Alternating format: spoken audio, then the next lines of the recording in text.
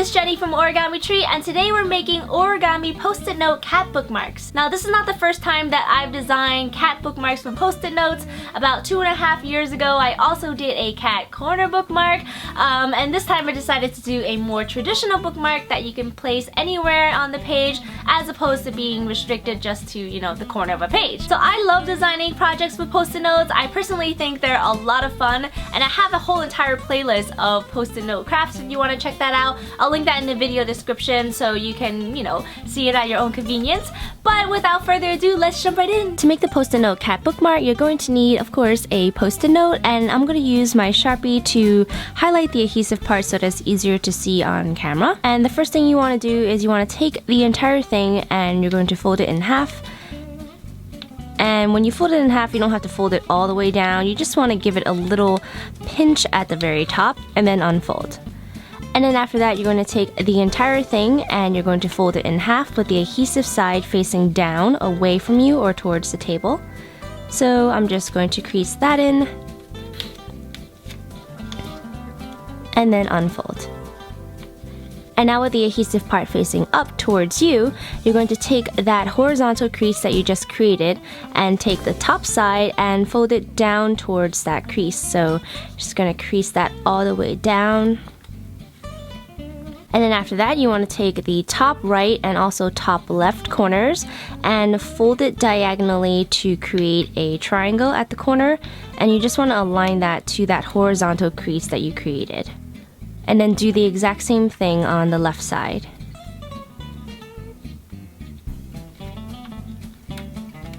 Once that's done, you're going to unfold these two folds, and then you're going to take this portion over here and you want to push inwards. So you're going to push inwards along the pre-existing creases that you created earlier and flatten.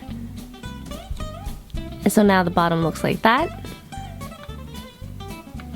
Repeat the same thing on the left side, so you're going to push inwards and flatten. Now it should look like that. So the next part could be a little tricky, but not too much. So this is the vertical crease that we created earlier. That was the first step that we did. And we want to take this right flap over here and just give a little pinch, a diagonal pinch right at the center so that this aligns with the center. And that way this kind of just reinforces the center point, and then flatten that. And then we're going to do that on the left side right here, or rather the right side, because I don't know my left and right. So you're going to take this and you're going to fold it over to get it out of the way. And then you want to take this part over here, so at the very bottom, and you want to fold it diagonally like that so that it aligns with this diagonal line. And then also this vertical crease right here. So there's a vertical crease that goes right there. You're going to fold it like that diagonally. Make sure that this aligns with the bottom side. Just like that. Crease it in. And crease it in all the way right over here to the vertical line.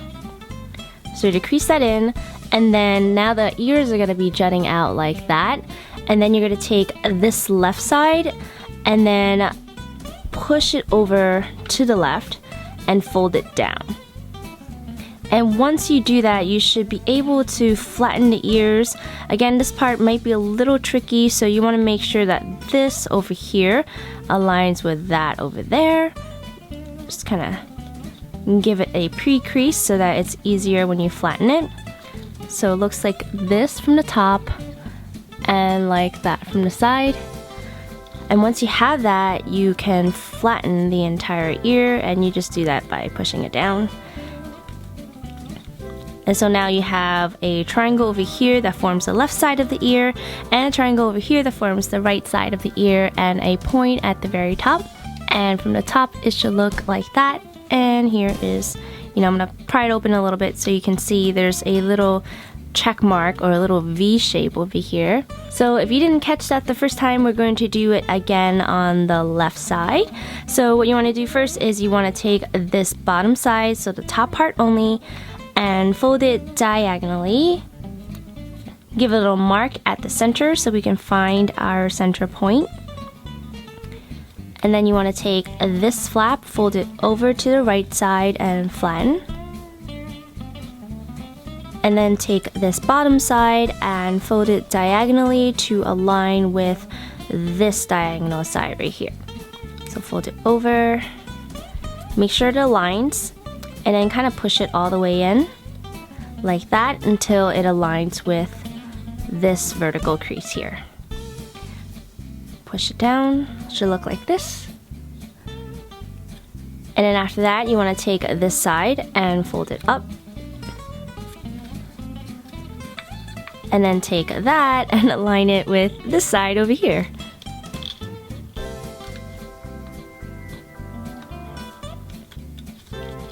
Just like that. And then once you have this shape, you can flatten the entire thing.